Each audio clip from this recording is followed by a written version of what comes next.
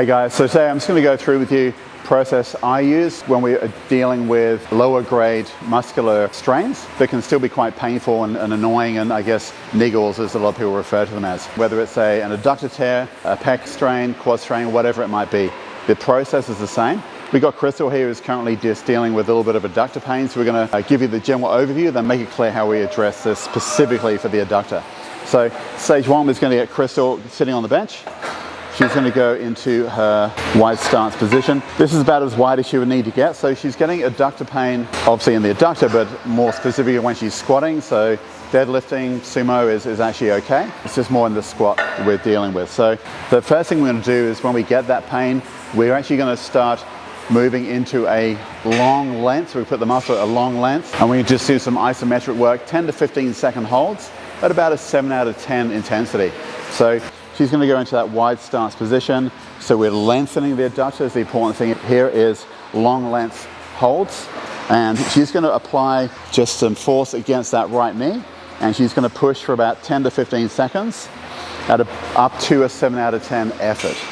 So just going to hold there. We'll work through another 10, 9, 8, 7, 6, 5, 4, 3, 2, 1, and done. We might do a couple of those, and we might even do a couple of those throughout the day. So this isn't a one session basis of, oh, do this in a session, you'll be fine.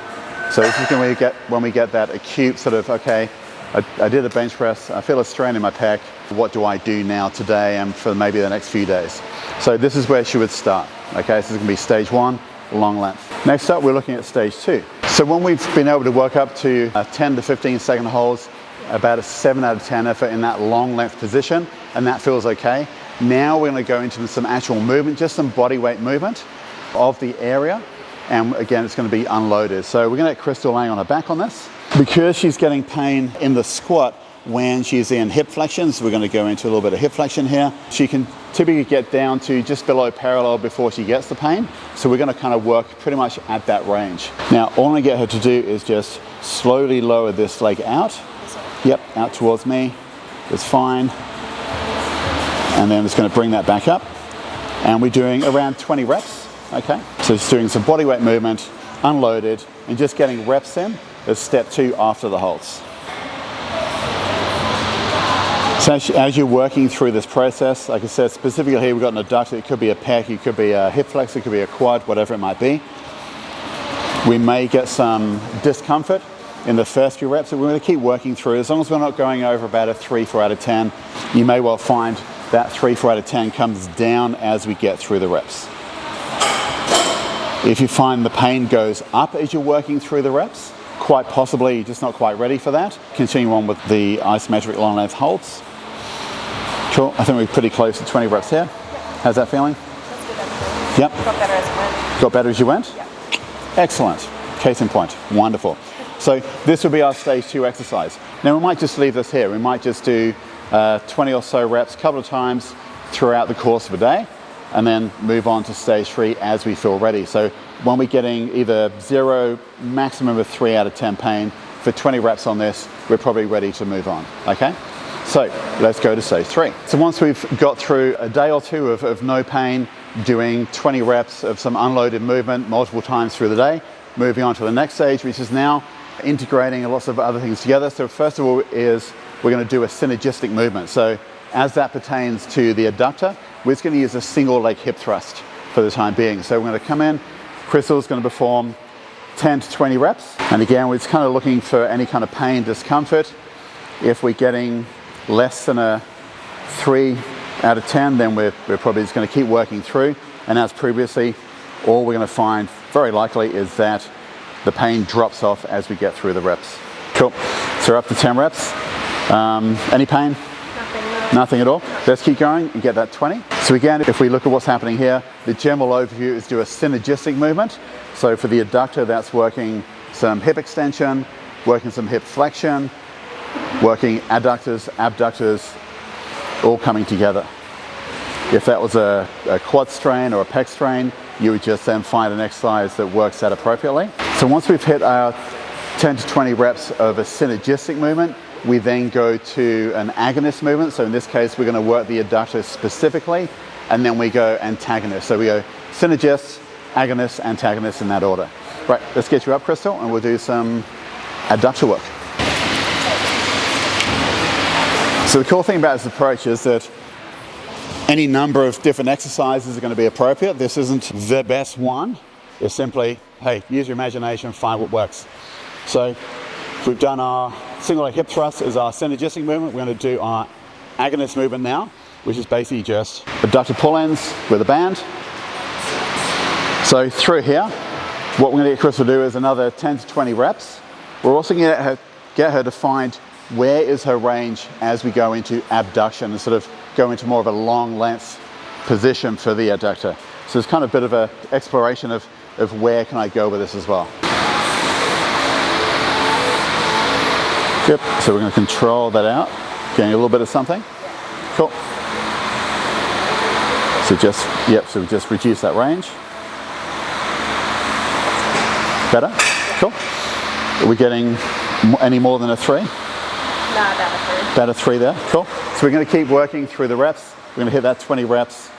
As with the previous exercises, we're just going to see if we get a reduction in pain as we progress through the repetitions. Again, I hope Krystal's counting because I'm not. 10. Yep.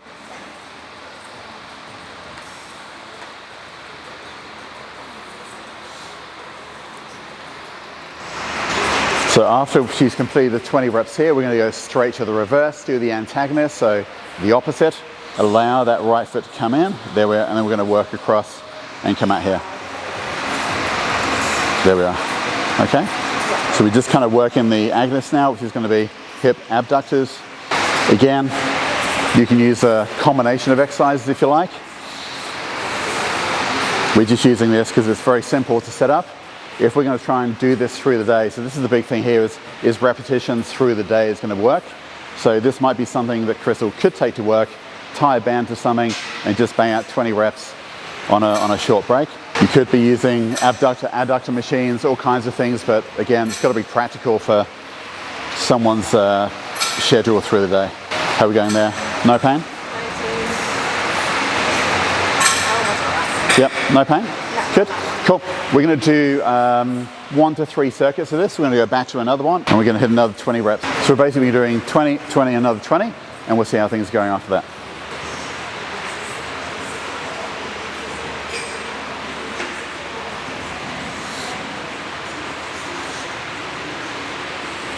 Getting any change in pain, sensations, symptoms, feelings, or about the same? It lowered quickly this time. Sorry? It lowered quicker. It dropped quicker? Yep, great. Again, so more movement.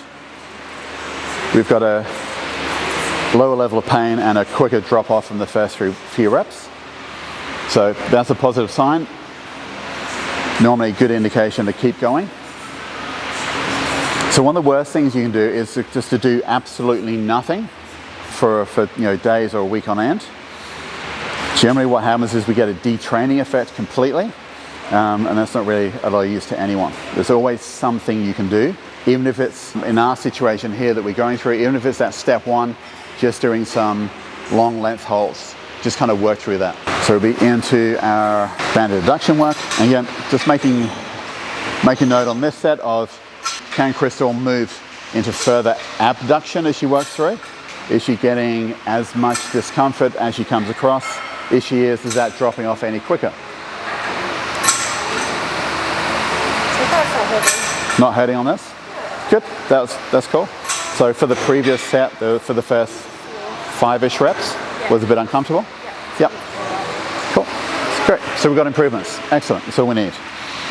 So remember guys, this isn't a do this, you'll be fine. This is a find where you're at, hold it there for maybe a day, 2 or 3, progress on to the next stage. That feels good, great. Let's do that through the day for another 1, 2 or 3 days and progressively get back into our basic unloaded movement pattern that we previously were struggling with. So again, she's going into the antagonistic movement, which is hip abduction, so moving across. So again, working through synergist, agonist, antagonist. This will be the last round we're doing here. So we've got some improvements here already. So this will be the level Krystal is going to be working to through the course of a day for a few days.